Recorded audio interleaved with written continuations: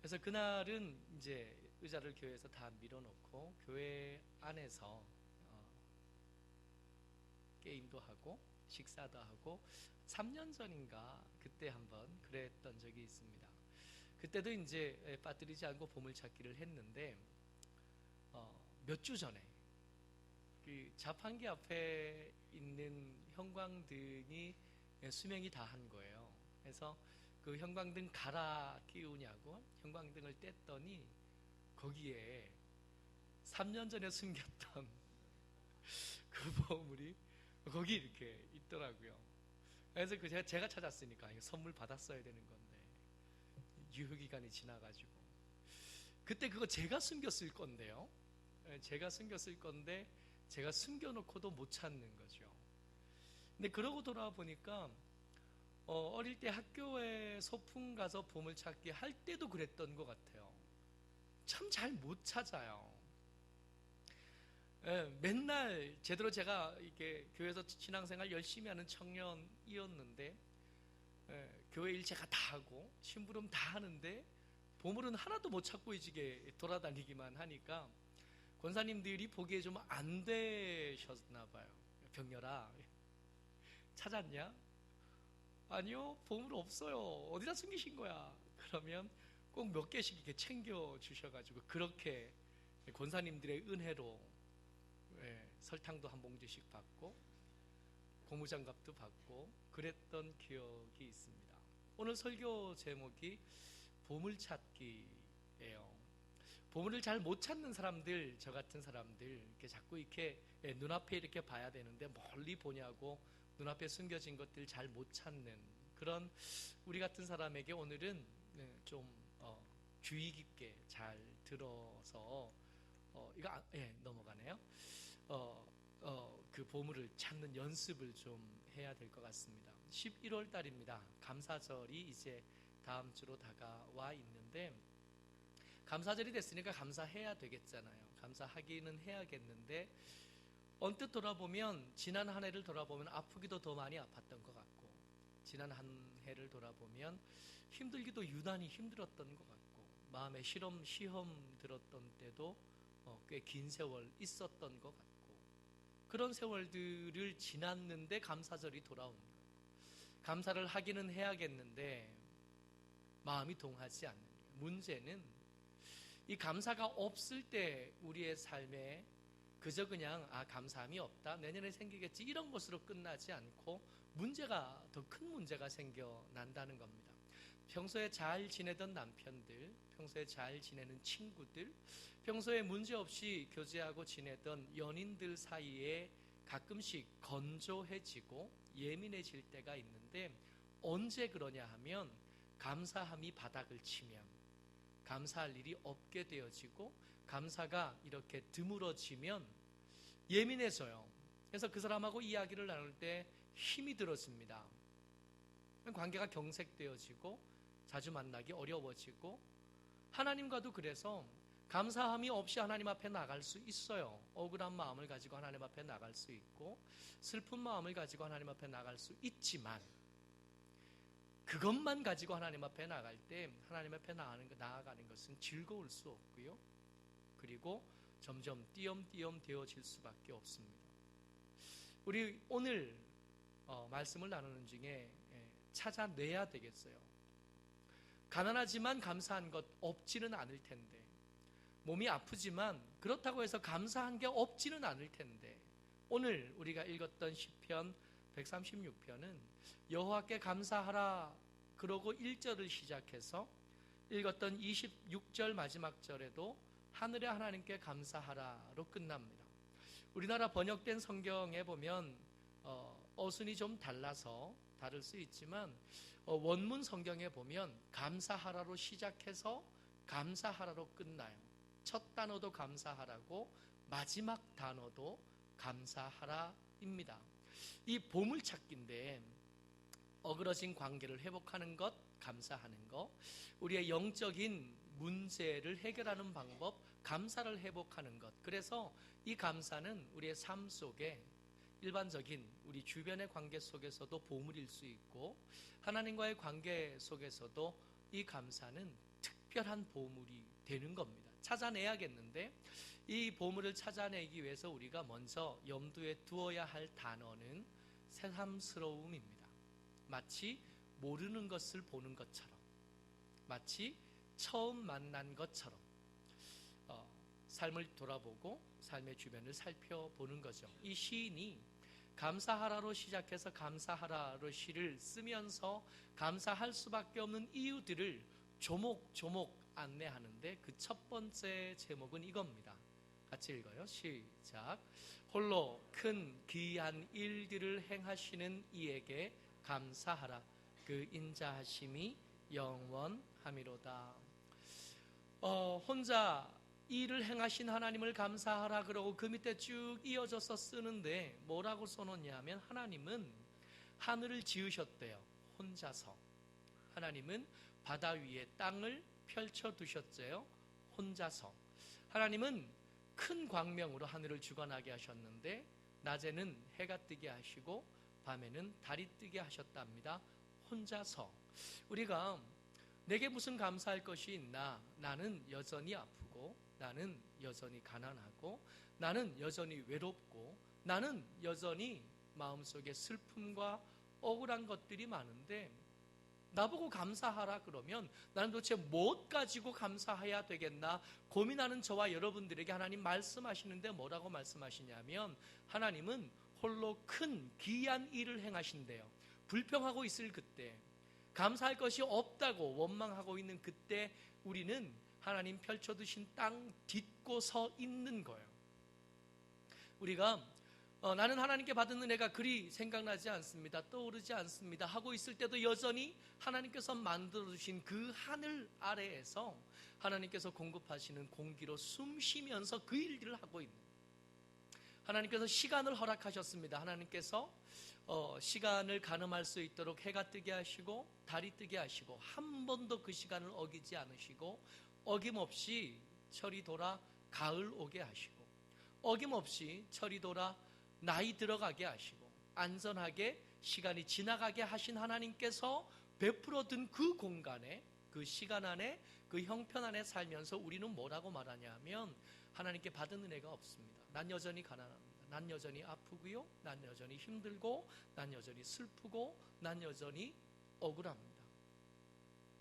하나님 만들어주신 땅을 딛고 하나님께서 펼쳐주신 하늘을 이고 하나님께서 공급해 주시는 공기로 숨 쉬면서 그렇게 나는 하나님께 받은 게 없습니다 라고 말하고 있지 않느냐, 시인이 말하고 있는 겁니다. 시인이 하나님께 우리가 감사할 수밖에 없는 것을 말하면서 두 번째 우리에게 알려주는 것 같이 읽습니다. 시작. 애굽의 장자를 치신 이에게 감사하라. 그 인자하심이 영원함이로다. 이스라엘 백성들이 430년 동안 애굽에 살았습니다. 처음에 애굽에 들어갈 때는 그 애굽에서 가장 큰 권력을 가지고 있던 요셉 덕분에 힘들지 않았을 거예요. 손님으로 살았고 귀빈으로 살았고 권력자의 측근으로 살 수 있었는데 그 요셉의 덕을 보아 부유함을 누렸던 그 애굽의 황제는 얼마 지나지 않아서 바뀌어요. 잘 되는 때, 형통하는 때는 지나가고 어려운 시기가 돌아옵니다. 왕조가 바뀌어요. 애굽에는 우리나라에 삼국시대가 있었고 통일신라 시대가 있었고 고려시대가 있었고 조선시대가 있었고 지금 대한민국의 때를 우리가 살지만 알잖아요. 이게 다 우리 민족들의 역사라는 걸 알잖아요. 몇 왕조를 지나왔죠. 애굽에는 이 왕조가 수십 개가 있습니다. 새로운 왕조들이 매번 바뀌었는데 이집트에 가보면 카이로에 가서 제가 제일 인상 깊었던 것들은 국립박물관에 갔을 때 너무너무 황당한 거예요. 정문을 지나서 마당에 이게 돌덩이들이 이렇게 놓여져 있는데 그 팻말에 3,000년 된 돌덩이들이, 조각품들이 마당에, 건물 안에 못 들어가고 거기 건물 안에 들어가려면 적어도 이집트에서 박물관에 건물 안에 들어가려면 적어도 3,000년은 넘어야 돼요. 5,000년 가까이는 돼야 돼요. 그 안에 특별한 전시관에 들어가려면 6,000년 정도는 돼야 특별 전시관에 들어갈 수 있게 됩니다. 그 오랜 세월 동안에 50왕조, 60왕조 이상이 그 나라 안에 존재했었습니다. 요셉이 있던 그 왕조가 망하고 새로운 왕조가 들어서고 난 뒤에 이 이스라엘 백성들, 그 인구가 기하급수적으로 막 늘어나는 이 민족은 통치하는 왕족들에게 부담스러움이었습니다. 그래서 이 파라오가 고민하다가 인구가 너무 많이 늘어나니까 내 통치에 부담이 되니까 아들이 태어나면 다 죽이자 결정했어요. 그냥 아이를 낳았는데 아들이라는 이유만으로 군인이 와서 빼앗아가고 나일강에 던져요.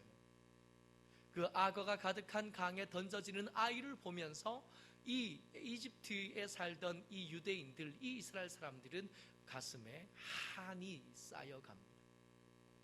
여러분, 어떤 말로도 위로되지 않는 것이 자식을 먼저 보낸 그 마음 아니겠어요? 어떤 말로 그 말을 그 마음을 위로하고 어떤 말로 그 아픔을 위로할 수 있겠나요? 그렇게 한이 쌓여간 그 백성들의 한을 하나님께서 갚아주셨습니다. 10가지 재앙들을 이집트에 이렇게 하나씩 한 1년에 걸쳐서 내리시는 중에 그 마지막 재앙이 뭐였냐면 그 문설주와 임방에 어린 양의 피가 없는 이집트 백성들, 왕으로부터 그 가축에 이르기까지 그 첫 번째 태어난 것들을 다 죽이신 거예요. 여러분, 하나님이 어떤 분이시냐면 하나님의 백성의 원수를 당신의 원수로 삼으시는 분이 우리가 믿는 하나님이십니다. 우리가 하나님께 감사할 것이 없다고요? 여러분, 우리를 억울하게 하고 우리를 슬프게 하는 그 세상을 향하여 우리가 말 한마디라도 제대로 할 수 있나요? 우리가 우리의 억울함을 풀 수 있는 능력이 있습니까? 우리가 우리의 한 맺힌 그 마음을 풀어놓을 수 있는 그런 힘이 우리 가운데 있나요?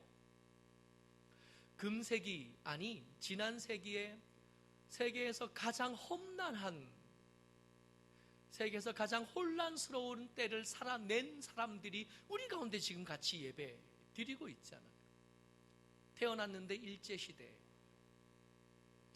그렇게 해방되고 나니까 혼란한 때를 지나서 동족 상잔의 전쟁의 때를 살아야 됐어요. 그 전쟁의 때를 지나니까 극심한 가난 가운데 굶어 죽는 시절을 보낼 수밖에 없어요.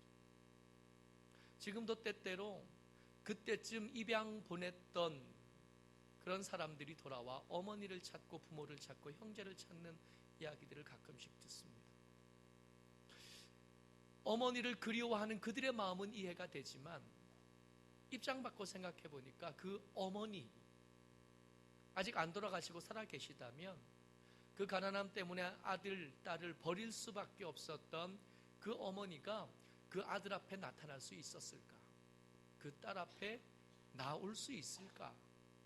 가만히 생각해 보니까 그 감격하고 얼싸안고 우는 그 마음 속에 반가움보다 미안함, 가슴을 찢는 것 같은 그 한스러움이 어쩌면 나타나고 싶지 않을 수도 있겠다. 소식은 들었고 내 딸인 건 알겠고 내 아들인 건 알겠는데 만나기가 부끄럽고 미안해서 나타나지 않으실 수도 있겠다 하는 생각도 들더라고요. 우리는 우리의 한을 풀 힘이 없습니다.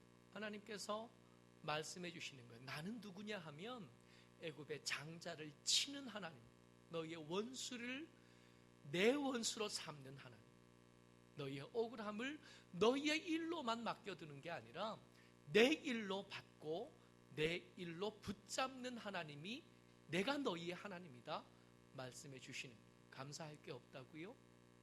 이런 하나님 앞에서 내가 하나님께 받은 게 없습니다. 어떻게 그렇게 말씀할 수 있겠나요?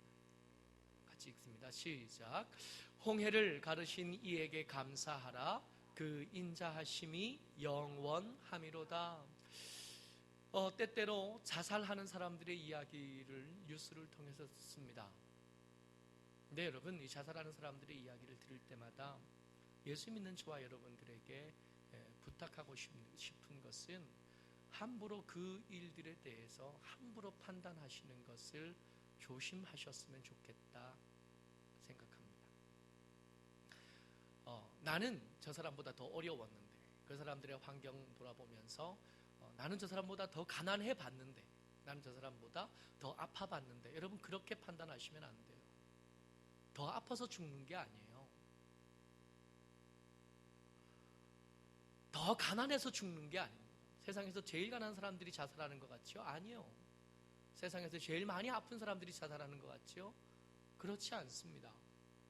비교적 더 아파서 죽는 게 아니라, 비교적 더 가난해서 죽는 게 아니라, 더 이상 살아내야 될 소망이 없다고 생각하니까 죽는 거예요. 막막해서 죽는 겁니다. 지금 여기를 이 고비를 넘어서도 그 다음에 이 고비가 없어지거나 나아질 소망이 없다고 생각할 때 사람들은 죽는 거거든요. 그 막막함을 가늠해 보면 함부로 말할 수 없어요. 저러다 지옥까지. 아니요, 그렇게 말하시면 안 돼요. 그 막막해 하는 것, 한 걸음도 걸을 수 없고, 그들에게 죽음이 사는 것보다 훨씬 더 가볍게 느껴졌으니까 죽는 거거든요. 그 무거움에 대해서 여러분들 긍휼히 여기는 마음을 품는 것이 마땅합니다. 거기다 대고 저러다 지옥까지 합당하지 않아요. 근데 이런 소식을 들을 때마다 답답하고 아쉽고 안타까운 것은, 그렇게 극단적인 선택을 하기 전에 이 말씀을 조금 더 진지하게 읽어봤으면 좀 어땠을까 하는 생각을 합니다. 시인이 여러분들과 제게 소개해 주시는 하나님은 어떤 하나님이시냐면 홍해를 가르신 하나님이신 겁니다. 태초부터 한 번도 물에서 물 바깥으로 드러난 적이 없었던 길이 그 바닷속에 있었다. 한 번도 말라본 적이 없고, 한 번도 누구도 그 안에 길이 있을 거라고는 상상도 못했던 그 길. 하나님께서 밤새도록 동풍으로 물을 밀어내시고 그 길을 진창이었을 그 길을 딱딱하게 말려주신 다음에 하나님의 사람들 앞에 보여주신, 하나님 어떤 분이시냐 하면 길을 만드시는 분이시요, 길을 찾으시는 분이시요, 세상에 있는 모든 길들을 아시는 분이십니다. 혹시 여러분 막막하다, 소망 없다, 내가 더 이상 살아야 될 힘이 없다, 그렇게 함부로 말씀하지 마시고 이 하나님을 만나보시기를 주의 이름으로 부탁을 드립니다. 하나님은 길 만드시는 분이십니다. 그 가득 차 채워져 있는 그 바다 속에 숨겨져 있는 길도 하나님은 보실 수 있고 드러내실 수 있고, 당신의 사람들을 그 길 가운데로 인도해 내실 수 있는 분입니다. 그러고 보니까 우리가 2019년 시작해서 벌써 11월 중순을 지나고 있는데, 여러분 2018년 지나서 2019년이 시작될 때 뉴스에서 한 번이라도 2019년은 희망의 때일 겁니다, 잘 될 겁니다, 형통할 거고 좋은 일들만 계속될 겁니다, 이런 뉴스가 있었던가요? 여전히 힘들 거고, 여전히 어려울 거고, 여전히 길 찾기 쉽지 않을 거다 한 이야기 듣고 이 해를 시작하지 않았던가요? 그럼에도 불구하고 그 어둡고 막막한 때를 지나서 무사히 살아남아서 오늘까지 우리 왔잖아요. 하나님은 홍해를 가르시고 길을 만드시는 분입니다. 이 하나님 붙잡으시고 버텨내시고 견뎌내시는 저와 여러분 되시기를 주의 이름으로 축복합니다. 하나님 어떤 분이시냐 하면, 같이요, 시작. 유명한 왕들을 죽이신 이에게 감사하라. 그 인자하심이 영원함이로다. 아멘. 하나님께서 유명한 왕들을 죽이셨다 그러고 그 뒤에 나오는 이야기 속에 등장하는 사람들 두 왕이 있는데 시혼과 옥입니다. 이 시온과 옥의 나라들을 이스라엘 백성들이 싸워서 이겨서 그들의 땅을 점령하고 그들이 가지고 있던 땅을 그들의 기업으로, 이 백성들의 기업으로 삼았다 그래요. 그런데 성경은 이 시온과 옥에 대해서 우리가 충분히 이길 수 있는 대상, 붙어 싸우면 얼마든지 이길 수 있는 대상으로 소개해 주지 않습니다. 특별히 아모리 왕 옥은 아낙 자손들의 후손이면서 그를 소개할 때 성경은 그의 침대가 철로 만들어진 9규빗짜리였다 그래요. 여러분 9규빗이면 크기가 4m짜리예요. 길이가 4m인데 나무로 만들어서 이 침상이 이 옥의 몸무게를 감당하지 못할 거라고 생각을 했는지 철로 만들었답니다. 이게 그냥 들으면 안 되는 게 그때 당시는 철기 시대의 아주 초입인 거예요. 철은 귀해요. 침대 만들 때 쓸 만큼 그렇게 흔한 게 아닙니다. 저 사람은 취미가 특별해서 침대를 만들 때 자기의 특별함을 드러내기 위해서 침대를 철로 만들었나 보다. 그렇지 않아요. 이 옥과 싸우던 때에서부터 한 300년쯤 더 지난 뒤에 다윗과 이 솔로몬의 때를 만나게 되는데, 여러분 그 300년쯤 더 지난 다음에 사울 왕 때 이스라엘에 철로 된 칼이 2개밖에 없었어요.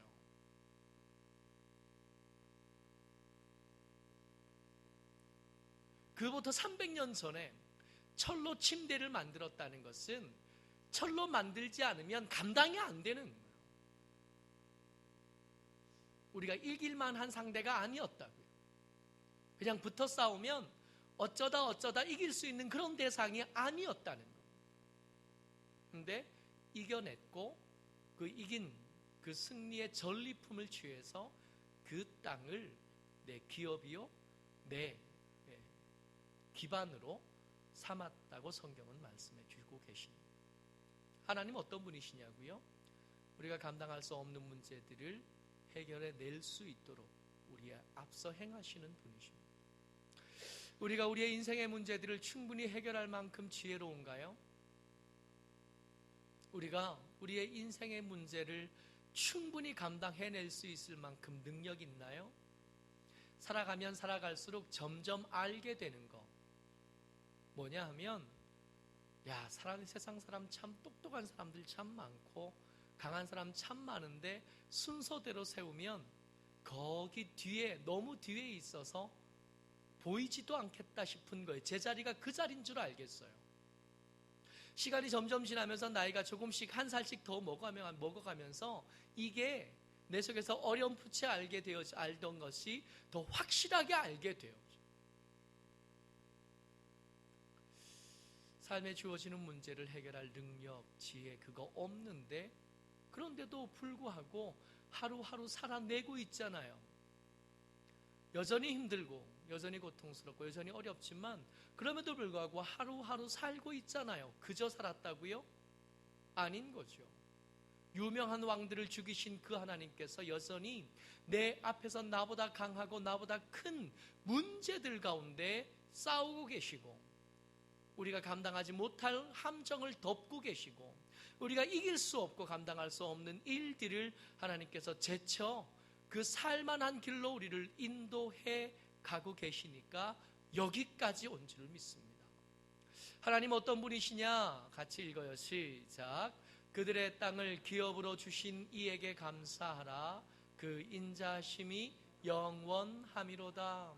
가나안 땅에 들어간 그 기사들 여호수아 성경을 통해서 이렇게 읽어보면 끊임없이 승리했고 끊임없이 이겼다는 이야기들이 계속 이어집니다. 그런데 이 승리의 기록들을 한 걸음 더 들어가서 조금 더 자세히 보면 그 승리 가운데 이스라엘 백성들의 몫이 생각보다 별로 없다는 것을 알게 돼요. 여리고성이 무너지는데 이스라엘 백성들의 몫이 별로 없었던 것처럼 그 남부 연합군들과의 전쟁에서 이스라엘 백성들의 몫이 별로 없었어요. 전쟁을 끝나고 나서 성경은 기록합니다. 칼에 죽은 사람보다 하나님께서 던지신 우박에 맞아 죽은 사람이 훨씬 더 많았다고 성경은 기록합니다. 시간이 부족하니까 하나님께서 하늘의 해를 붙잡아 매시고 하늘의 달을 붙잡아 매셔서 시간을 허락해 주신, 미처 쫓아가지 못하니까 하나님께서 하나님의 말벌을 그들의 앞서 보내셔서 이미 백성들이 그들을 만났을 때 벌써 말벌 때문에 만신창이가 된 상태의 적군을 만나게 하셨다.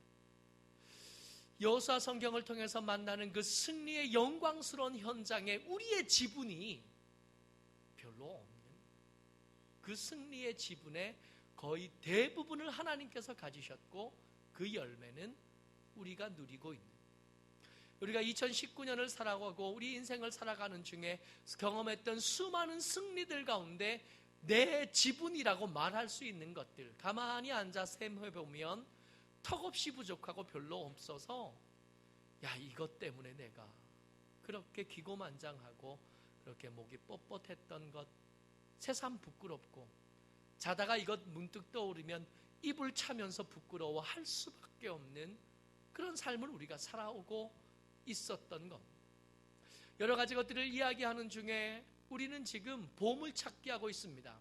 어떻게 찾아야 내 속에 숨겨진 보물, 몇 년이나 지나서 형광등 위에 숨겨진 걸 몇 년이나 지나서 찾는 그런 어리석은 일들을 어떻게 하면 멈출 수 있겠는가 말이에요. 오늘 우리가 하고 싶은 거 그거예요. 어떻게 하면 하나님께서 틀림없이 은혜를 주셨을 거고 하나님께서 특별한 것들로 우리의 삶에 채우셨을 텐데 모르고 지나갔던 것들 있을 거라고요. 그거 찾아내야겠는데 어떻게 찾아내겠나, 그 주제로 말씀을 나누고 있습니다. 여러분 기억하셔야 돼요. 당연한 것은 없습니다. 우리가 살면서 누리는 수많은 것들 중에 우리가 당연히 누려도 되는 것들은 어디에도 없어요. 특별히 하나님과의 관계까지 가지 않아도 부부관계 속에서 많이 알 수 있지 않아요? 너무도 당연하게 아침이면 밥 차려주는 걸로 아는 신랑 때문에 아내들은 마음 상하고 있는, 너무도 당연히 욕실에 들어가면 잘 빨아서 잘 개어져서 그 별로 크지도 않은 그 수건함에 마른 수건이 들어있는 거, 너무도 당연히 누리던 그거, 사실은 당연한 게 아닙니다.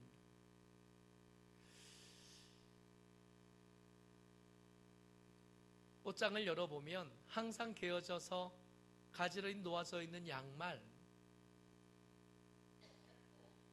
교회 오면 당연히 예배 준비가 되어져 있고 그냥 앉아서 잠깐 기도했다가 앞에서 찬양 인도해 주는 대로 찬양 찾아서 찬양하면 되는 그런 예배에 익숙해져 있는 저와 여러분, 당연한 거 아니니, 그 당연한 것들을, 아니 당연하다고 여기는 것들을 당연한 줄로만 알다 보면 관계는 깨어질 수밖에 없습니다.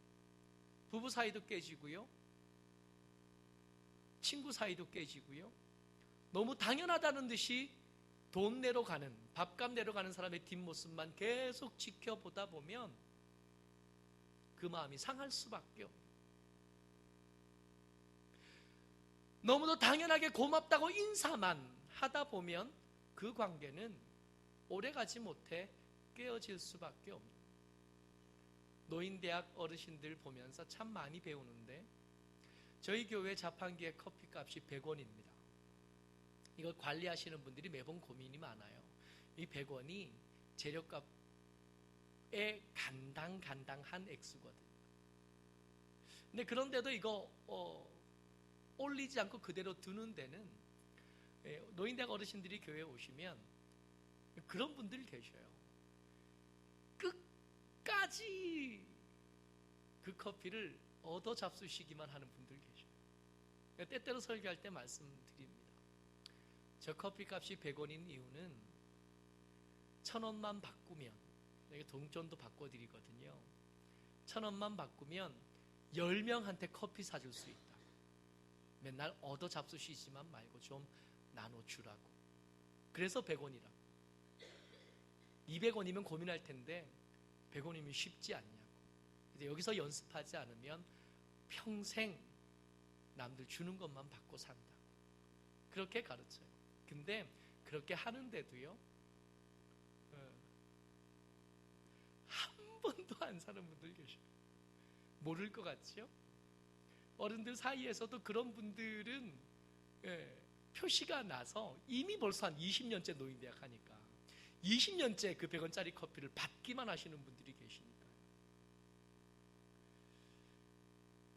당연한 건 없습니다. 우리가 하나님의 창조한 세계 가운데 살면서 그 은혜를 잊어버립니다.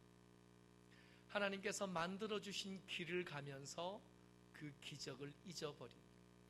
하나님께서 우리의 원수를 우리의 대적들을 앞서 상대해 주신 것에 대해서 감동이 식어버립니다. 그래서 너무 당연한 줄만 아는 여러분들과 제게 이 시인은 그 마지막 부분에 가서 특별한 이야기를 합니다. 거울을 세워서 우리의 모습을 보여주는 거예요. 같이 읽습니다. 시작. 우리를 비천한 가운데에서도 기억해 주신 이에게 감사하라. 그 인자하심이 영원함이로다. 뭐라고 말씀하시냐면 우리를 그래요. 지금 이 시를 노래하고 있는 시인과 이 시를 읽는 모든 하나님의 사람들에게 말하는 겁니다. 너희들 거울 좀 보고 살아라. 너희가 그 은혜에 합당한 줄 아느냐? 너희가 누리고 있는 그 풍요로운 것과 평안한 것과 아무 일 없다는 듯이 시작되는 그 아침이 당연한 것인 줄 아느냐? 그렇지 않다고 말하는 거예요. 거울에 보인 너희들의 모습, 우리의 모습이 어떠냐 하면 비천하다는, 하나님께서 바다를 갈라 만들어주신 그 길을 가기에 우리는 합당하지 않다고 말하죠. 아침에 뜨는 해에 우리는 합당하지 않고 하나님께서 만들어주시는 그 특별한 기회를 누리기에 우리는 합당하지 않아요. 우리는 비천하다 말하는, 하나님의 은혜가 당연하다고 느끼는, 그래서 받은 은혜가 없다고 생각하는, 내게 주신 은혜를 세어라 찬양은 하지만 세어보면 손가락이 굽어지지를 않는 거예요. 뭐가 은혜인지를 모르는. 그래서 감사주의를 한 주 앞둔 오늘 말씀 속에는 숙제가 있습니다. 우리가 오늘 읽었던, 나누었던 말씀을 기준하여 삶을 통해서 살펴보는 거예요. 보물찾기 하듯이. 멀리만 바라보다가 없다, 불평하고 원망하고 외롭고 슬프고 억울하다고만 생각하는 여러분들과 제게 하나님께서 말씀을 통해서 숙제를 주신, 진짜 없냐? 기준을 바꾸고 새삼스럽게, 당연하게 여기지 않고 새삼스럽게, 마치 모르는 것처럼, 처음 만난 것처럼 다시 한번 살펴보자 말씀하시는 거예요. 찾아내셔야 돼요. 그리고 그거 찾아내신 것을 기록하셔야 됩니다. 추수감사절 헌금 봉투입니다. 다음 주면 여기다 여러분들 돈 담아 오셔야 되는데, 돈만 담아와 가지고는 하나님 앞에 충분하지 않습니다. 아니, 그것을 감사 헌금으로 그렇게 썩 받고 싶은 생각도 그리 없어요. 작은 교회 목사로 이 교회 열심히 목회하면 제가 부자 될 거라는 기대 요만큼도 사실은 없습니다. 제가 여러분들과 나누고 싶은 것은 여러분들이 보물찾기처럼 샅샅이 뒤져내서 찾아낸 감사의 제목들, 감사 가운데 감사절을 맞이하면서 우리가 고백해야 될, 감사해야 될 이유를 같이 나누었으면 좋겠어요. 그래서 써야 됩니다. 조목조목 쓰세요. 조목조목 쓰다가 길어지거든 편지지로 바꾸시고, 더 길어지거든 공책에다가도 쓰세요. 그리고 공책을 내세요. 이번 주에는 숙제가 있습니다. 다음 주에 교회를 오실 때 헌금 봉투에 돈도 담으셔야 돼요. 그렇다고 돈 안 담아 가지고 오면 또 안 돼요. 돈도 담으시는데 돈만 담는 게 아니라 내가 하나님 앞에 이렇게 돈을 드리면서 감사해야 될 이유들을 찾아내셔요. 찾아내셔서 이렇게 쓰세요. 나중에 형광등 위에 그 보물처럼 잊어버리고 또 놓쳐버려서 아까워하지 말고 열심히 찾으신 다음에 다음 주에 그렇게 같이 하나님 앞에 드릴 수 있으면 좋겠습니다. 그래서 다음 주에 헌금 시간은 다른 일상적인 헌금들은 헌금함에 넣고 들어오시는데 이 감사절 헌금만큼은 기도 제목과 함께 직접 한 분 한 분 각자의 제목을 가지고 하나님 앞에 드리도록 하겠습니다. 모쪼록 열심히 숙제하셔서 우리의 감사절이 하나님의 은혜 가운데 다른 어떤 감사절보다 더 풍성한 감사가 될 수 있도록 함께 해주시기를 바랍니다. 주의 은혜가 우리 가운데 넘치는데 모르고서 지나가면 안 되잖아요. 이 시간 같이 한번 기도하겠습니다. 기도할 때 하나님, 우리의 눈이 밝아지게 해주십시오.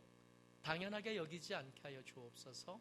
그래서 하나님께서 우리에게 주신 은혜, 하나님께서 우리에게 주신 선물들, 감사해야 될 이유들 발견해내게 하시고 그 감사의 제목들로 하나님의 영광을 드러내고 감사함으로 하나님 앞에 설 수 있도록 우리를 도와주옵소서. 우리 같이 기도하겠습니다. 은혜가 많으신 아버지 하나님 감사합니다.